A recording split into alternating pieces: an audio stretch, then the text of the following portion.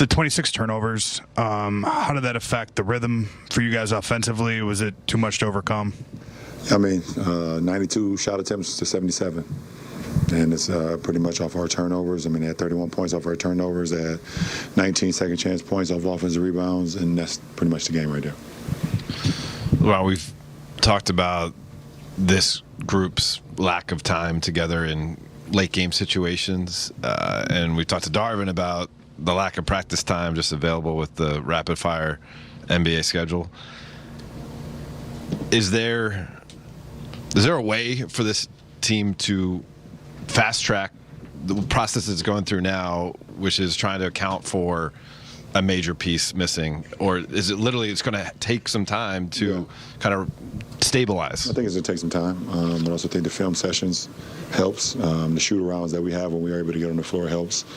We haven't been playing a lot of games, every other day or back-to-back, so haven't had much practice time.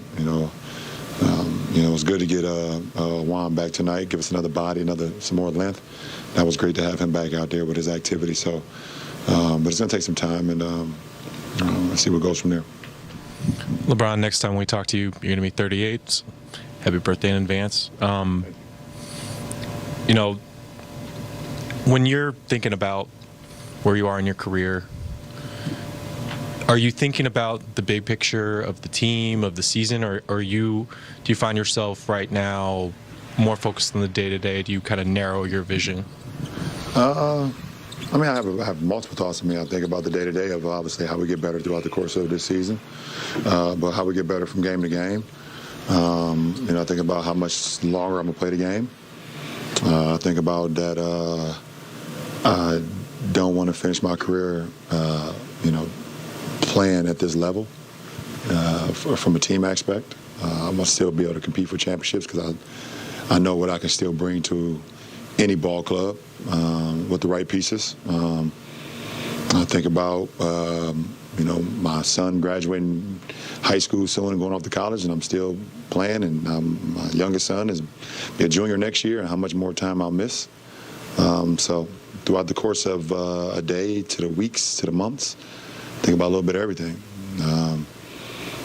Think about how much of the world I'm going to see when I'm done playing the game. But at the end of the day, I keep the main thing. And every day, when it's time for us to work, I lock in.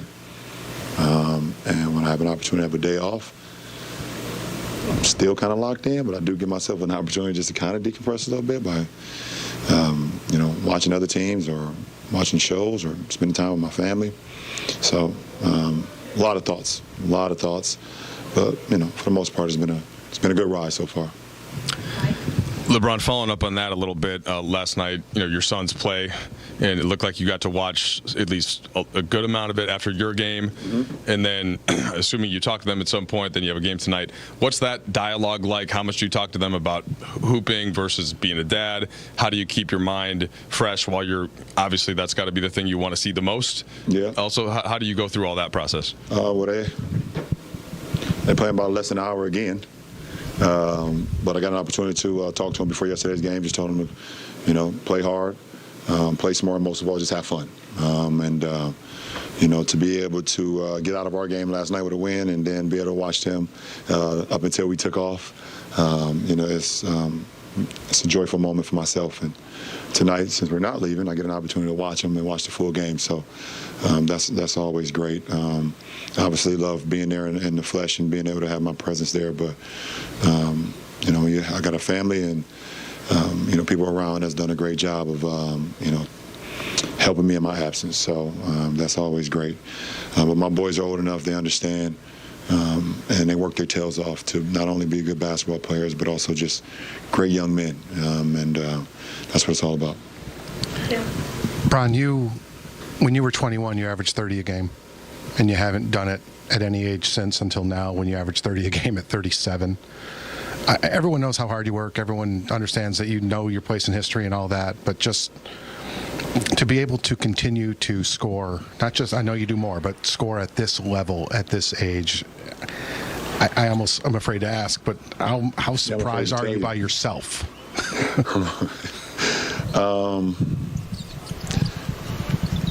I do know how much I put into the game, and I know how much I put into my body, into my mind, and all those things. But I kind of surprise myself sometimes, just at the level.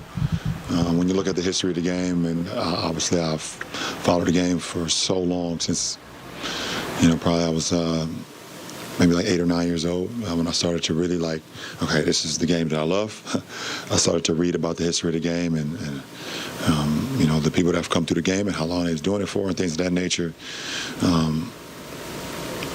Doesn't seem like many have, played at this level, with this many years and this many miles and things on their resume. So I'm just, I guess, very humbled at the same time to be able to just play the game that I love still at this level and still be a focal point of opposing teams. When they look at who they're going against, I'm still up there at the top. This is how we need to try to stop him or neutralize what he does and things of that nature. That's something I pride myself on being that level of player every single night when I'm on the floor. So very surprising still, but very humbled to be able to, like I said, play the game I love to play every night, Tim. Last question, Dave. LeBron, since you kind of opened the door to it in your answer to Kyle's question, saying that you talk or you think about how much longer you'll play. There has been times over the last 5 or 6 years you seem like maybe you were closer to the end. You told us you ever try to start an old car in the winter. There are other times when it seemed like others on the outside were trying to, put an end, have a premature ending to your career. Dennis Schroeder did an interview last week where he said he talked to you and you said you want to play 7 more years till you're 45. Were you feeling particularly springy that day? Is that an aspirational number?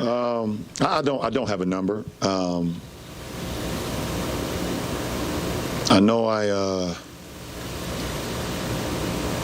as long as my mind stays in it, I can play at this level for a minute. Now, it's up to my mind. It's not my body. It's going to be okay because if my mind into it, I would make sure my body's taken care of, and I'll continue to put in the work. I'm